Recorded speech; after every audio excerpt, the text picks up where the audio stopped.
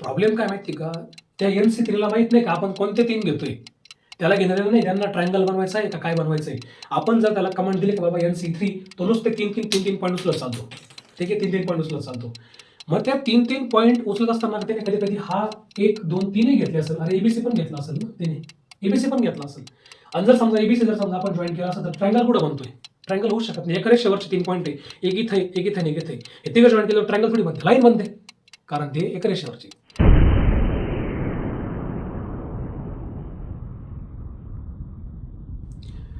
नमस्कार, मी मयूर ध्वज तुमचं स्वागत करतो. तुम्ही आणि आम्ही इथं काबर जमलोय? मॅथ्स सोपं करायला जमलोय, मॅथ्स फील करायला जमलोय.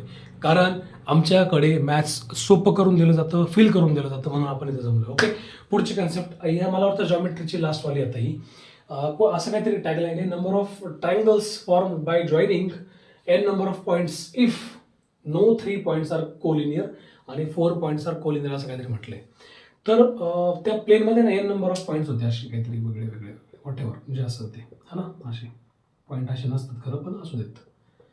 ठीक आहे, तर त्यांनी असं म्हटलं कोणीच आता ते परत 3च का बरं घेतली कोलिनियरला वगैरे, याच्याबद्दल मी मागं कधीतरी बोललोय, इसवी सन पूर्वच्या व्हिडिओमध्ये बोललो होतो काहीतरी. ओके, 2 पॉईंट्स कोलिनियर असतात म्हणून 3 पॉईंटचा त्यांना दाखला द्यावा लागतो. मला असं वाटतं परंतु ट्रायंगलसाठी 3 साईड्स लागतात आणि 3 साईड्स बनाव्या म्हणून तुम्हाला 3 पॉईंट जॉईन करावं लागतं. कधी पण 3 पॉईंट जर असतील तेव्हा तुम्ही 3 साईड्स जॉईन, म्हणजे एक समजा हे 2 पॉईंट जर घेतले आपण, 1 आणि 2, हे 2 जॉईन केल्यावरती ही लाईन तयार झाली. तिसरा घेतल्यावरती हे आणि हा असं काहीतरी भेटतं, तेव्हा तो ट्रायंगल तयार होतो. तुम्हाला वाटलं की यार हा एक घ्यायचा, हा एक घ्यायचा, आणि समजा इथला घ्यायचा आहे, ह्या दोघांना जॉईन करा, या दोघांना जॉईन करा, तिघांना जॉईन करा, तिघं केल्यावरती ट्रायंगल बनतो. मला असं वाटतं तुम्हाला जर समजा ट्रायंगल बनवायचा असेल, तुम्हाला n पैकी 3 पॉईंट लागतात, म्हणजे NC3 तुम्हाला लागतो, n पैकी 3. खरा मॅटर इथे याच्याकरता थांबलोय आपण सगळे, नाही का.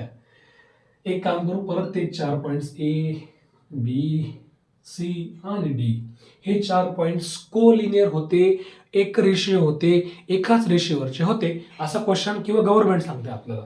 बाकीचे पॉईंट तुम्ही कसे पण असते त्यांचं काय घेणं नाही, ते बिचारांना काही फरक पडत नाही. कुठं जायचं, काय जायचं, काय करायचं जिंदगीत, काय घेणं नाही, नुसते पळत चाललेले. ओके, आता ना विषय असा आहे की ट्रायंगलसाठी 3 पॉईंट लागतात, जस्ट शिकलो आपण इथे. ओके, पुढची गोष्ट, ट्रायंगलसाठी जर समजा 3 पॉईंट लागतात तर n नंबर ऑफ पॉईंट्स होते, तर आपण n नंबर ऑफ पॉईंट पैकी NC3 घेतले, उत्तर आलेलं आहे. प्रॉब्लेम काय माहिती का, त्या NC3ला माहित नाही का आपण कोणते 3 घेतोय. त्याला घेणाऱ्याला नाही, त्यांना ट्रायंगल बनवायचा आहे का काय बनवायचं आहे. आपण जर त्याला कमांड दिली की बाबा NC3, तो नुसते 3-3 पॉईंट उचलत चालतो. ठीक आहे, 3-3 पॉईंट उचलत चालतो. मग त्या 3-3 पॉईंट उचलत असताना त्याने कधी कधी हा 1, 2, 3 घेतले असेल. अरे ABC पण घेतला असेल ना त्याने, ABC पण घेतला असेल. आणि जर समजा ABC जर समजा आपण जॉईन केला असेल तर ट्रायंगल कुठं बनतोय? ट्रायंगल होऊ शकत नाही. एका रेषेवरचे 3 पॉईंट आहे, एक इथे, एक इथे, एक इथे. हे तिघं जॉईन केल्यावर ट्रायंगल थोडी बनते, लाईन बनते. कारण ते एका रेषेवरची, ट्रायंगल बनू शकत नाही. त्याने जर समजा हे 3 जॉईन केले असे, समजा इथं 1, 2, 3, लेट्स से आपण त्याला नाव देऊन B, C आणि D जर जॉईन केला तरी ट्रायंगल बनत नाही. त्याला वाटलं त्याने असं जॉईन केलं ACD, तो जॉईन करून ACD, तेही होत नाही. त्याला जर वाटलं त्याने असं जॉईन केलं काहीतरी, लेट्स से काय राहिलं आता, काय काय राहिलं काय, अजून एक जण राहतोय फक्त. मला असं वाटतं नाही ACD झाला, ACD झाला, DAB किंवा ABD, AB डिव्हिलियर्स ना, AB डिव्हिलियर्स पेर होतं बरं का, लय भारी बॅटिंग करायचं, 1 नंबर बॅटिंग करायचा.